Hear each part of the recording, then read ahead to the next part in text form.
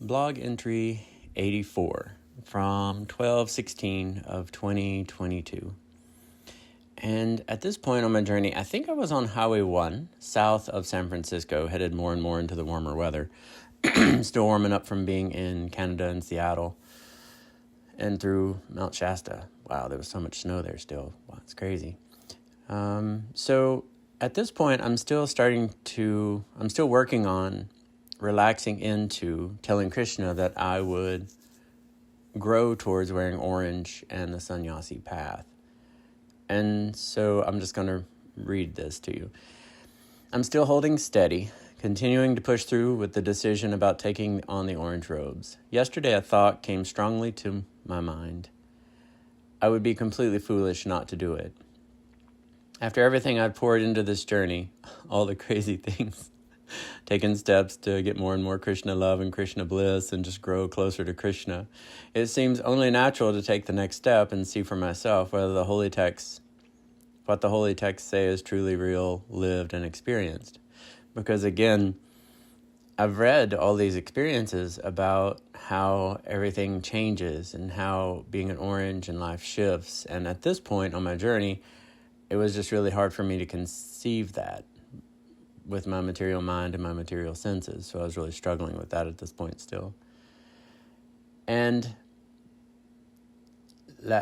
so I was thinking about that, and then I was also thinking about Krishna had been gently guiding me to relax more and to make space in my heart and mind for the idea that this path doesn't have to be heavy, burdensome, or filled with dread. That it could actually be joyful, even fun. That this experience of surrender, of deeper commitment, could be filled with grace.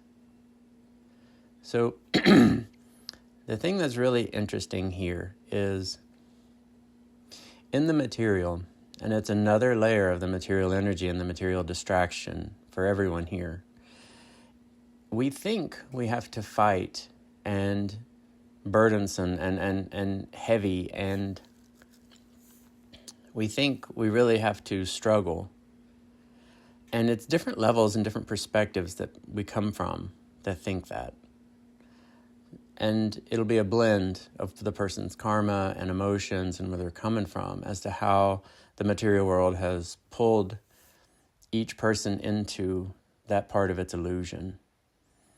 Because the material world's like a big piece of double-sided sticky tape. You know, the more you touch it, the more it pulls you in. But here's what's really interesting, though. The greatest power, freedom, peace, and bliss comes from surrender and the love of Krishna, the love of God. That's the greatest power here. That's the greatest freedom here. That's the greatest everything, anywhere. But the material illusion is so powerful, it hooks us in on all these subtle and like blatant and all these random levels simultaneously that it just distracts us from that. But that is the reality of it. Through surrender and Krishna's love and the love of God, that's the greatest thing anywhere. That's the greatest thing here. That's the greatest thing on Jupiter. That's the greatest thing on any energetic plane anywhere. That's just how it is. It's just amazing. And it's always available. It's just wild. So anyhow, that was part of the realization that was happening here, a smaller version of it. And so, let's see. That's hard for me to wrap my mind around. It's difficult. I'm reading back to the blog post now. I'm talking about the commitment filled with grace and not being full of struggle.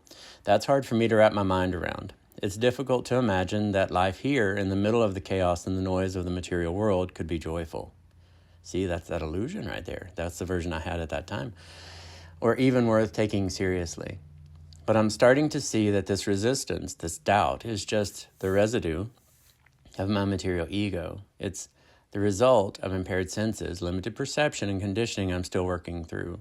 There's more to this than I can currently grasp, but Krishna is patient, and I'm trying to be as well. All right. Well, that's it for today. Thanks for tuning in. I really appreciate your time. And if you have a chance, like and subscribe to the YouTube channel. Super helpful. All right. Well, have a great rest of your day. Bye-bye.